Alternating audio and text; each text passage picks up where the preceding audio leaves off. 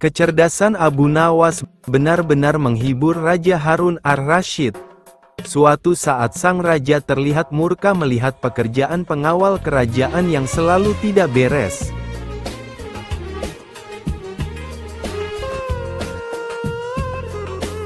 Assalamualaikum Sobat Islam Trending, semoga kita semua diberi kesehatan dan rezeki yang melimpah. Kali ini kita akan menceritakan kisah tentang Abu Nawas.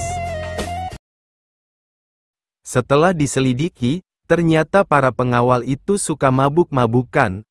Wahai pengawalku semua, sudah sering aku peringatkan agar engkau jangan mabuk-mabukan, ujar Raja Harun. Para pengawal kerajaan terlihat begitu gemetar. Mereka tak berani menatap mata rajanya. Kepala mereka tertunduk sebagai pengakuan rasa bersalah. Ceritakan kepadaku, dari mana kalian mendapatkan arak-arak itu? Tanya Raja. Raja Harun murka. Untuk beberapa saat, para pengawal tak mau mengaku juga. Namun, ketika Raja Harun membentak, akhirnya mereka mengaku juga. Abu Nawaslah yang membawa arak-arak itu ke istana. Kami juga diajari mabuk-mabukan olehnya, ujar salah seorang pengawal. Jika demikian, cepat bawa Abu Nawas ke hadapanku. Kalau tidak, kalian semua harus menerima hukuman dariku, ujar Raja Harun. Keesokan harinya berangkatlah beberapa pengawal kerajaan ke rumah Abu Nawas. Sesampainya di rumah sederhana Abu Nawas, mereka kemudian memberitahukan maksudnya. Bawalah botol ini ke hadapan raja, dan katakan semua ini atas perintahku, uar salah satu pemimpin pengawal itu. Tunggu dulu, dengan minuman arak ini, aku pasti akan dihukum oleh saja, kata Abu Nawas. Benar, tapi jika engkau berhasil lolos dari hukuman raja, aku akan memberimu sejumlah dinar, ucap pengawal itu. Lalu apa keuntunganmu dengan memberiku sejumlah dinar? Tanya Abu Nawas. Jika engkau lolos dari hukuman raja, maka kami semua juga akan lolos. Gunakanlah kecerdasanmu untuk mengelabuhi raja, jawab pengawal itu. Akhirnya Abu Nawas bersedia menerima tugas itu. Dengan memegang sebotol arak berwarna merah, ia menemui Raja Harun. Wahai Abu Nawas, apa yang engkau pegang itu? Tanya Raja Harun. Susu yang merah merona. Dengan gugup Abu Nawas menjawab, ini susu baginda, rasanya enak sekali, jawab Abu Nawas sekenanya. Bagaimana mungkin air susu berwarna merah? Biasanya susu kan berwarna putih bersih, kata Raja Harun keheranan sambil mengambil botol yang dipegang Abu Nawas. Betul baginda. Semula air susu ini berwarna putih bersih. Saat melihat baginda yang gagah rupawan, ia tersipu-sipu malu, dan menjadi merah merona, jawab Abu Nawas yang mencoba mengambil hari Raja Harun. Dengan menyebutnya seorang rupawan, mendengar jawaban Abu Nawas, baginda pun tertawa dan meninggalkannya sambil geleng-geleng kepala. Raja Harun sebenarnya tahu bahwa yang di dalam botol itu adalah arak. Namun karena penyampaian Abu Nawas yang membanggakan hati, ia tidak memberikan hukuman kepada Abu Nawas. Baiklah, untuk kalian semua aku maafkan. Akan tetapi jika kalian ulangi lagi, maka hukumannya akan berlipat ganda, titah sang raja. Akhirnya Raja Harun ar-Rasyid juga memberikan ampunan kepada para pengawal. Abu Nawas juga mendapat hadiah sejumlah beberapa dinar dari para pengawal, karena telah berhasil melaksanakan misinya. Nah, demikian sedikit hiburan cerita Abu Nawas.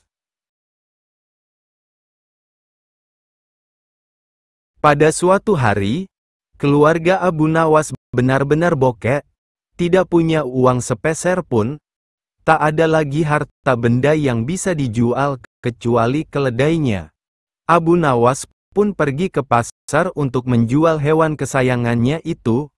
Nah, rencana itu ternyata diketahui oleh gerombolan pencuri yang berjumlah 4 orang. Kemudian gerombolan pencuri itu mulai menyusun strategi untuk mendapatkan keledai tersebut. Pada hari itu, matahari cukuplah terik, dan Abu Nawas naik di atas keledainya tersebut.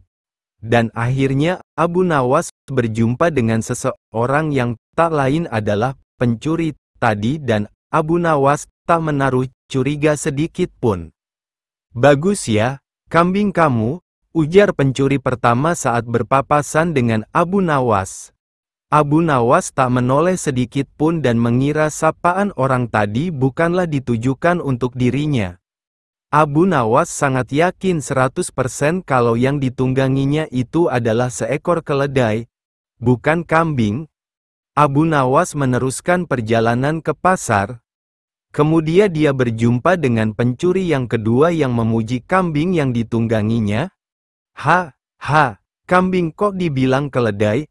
ujar pria itu. Karena merasa jengkel, Abu Nawas pun melanjutkan perjalanannya. Di perjalanan, kembali Abu Nawas bertemu dengan seorang pria.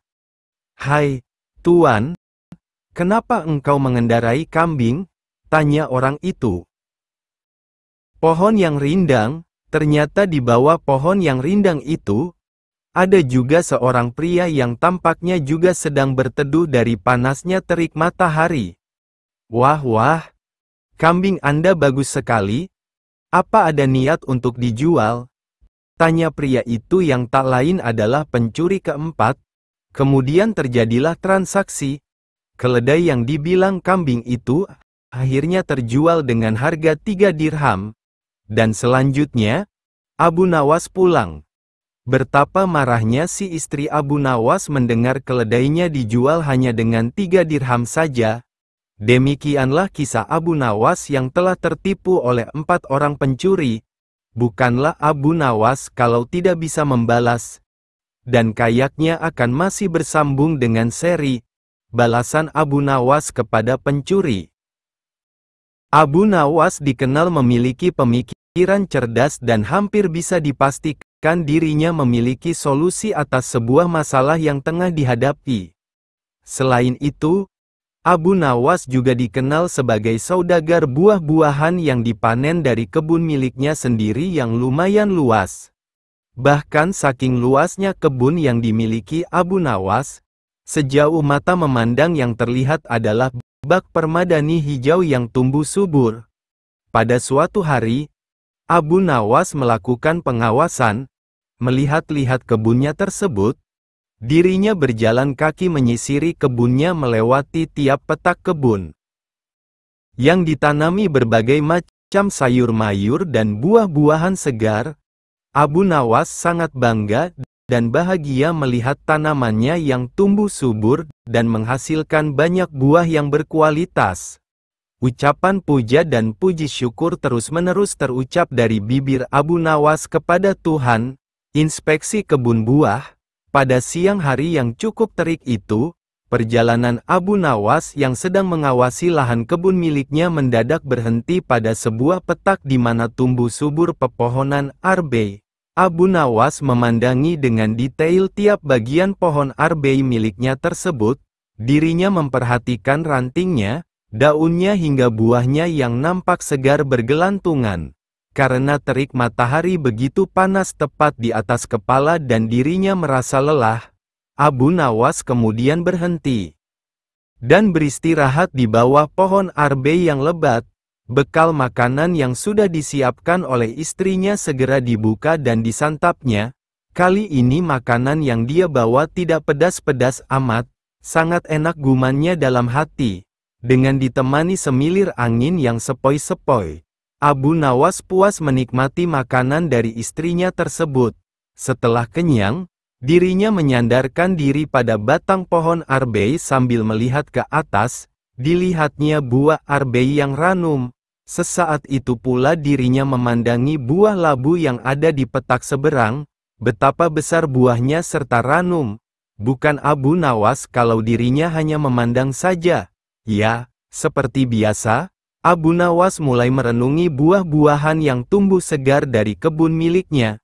Tiba-tiba saja terlintas sebuah pemikiran. Di benak Abu Nawas, aku itu heran, apa sebabnya ya pohon arbei yang sebesar ini namun buahnya hanya kecil saja. Padahal, pohon labu yang merambat dan mudah patah saja bisa menghasilkan buah yang besar-besar, ujar Abu Nawas dalam hati. Kejatuhan buah arbei. Tak lama berselang, angin kecil pun bertiup menghampiri Abu Nawas yang sedang beristirahat seolah-olah langsung menjawab pertanyaan yang ada dalam benaknya. Ranting arbei pun bergerak-gerak dan saling bergesekan dan sesaat kemudian ada sebiji buah arbei jatuh tepat di kepala Abu Nawas yang sedang tidak bersorban itu. Aha, aku tahu sebabnya, ujar Abu Nawas. Beruntung bagi Abu Nawas di siang itu hanya kejatuhan buah arbei saat sedang beristirahat. Bagaimana jadinya jika saat itu dirinya kejatuhan buah labu? Allah menciptakan semua.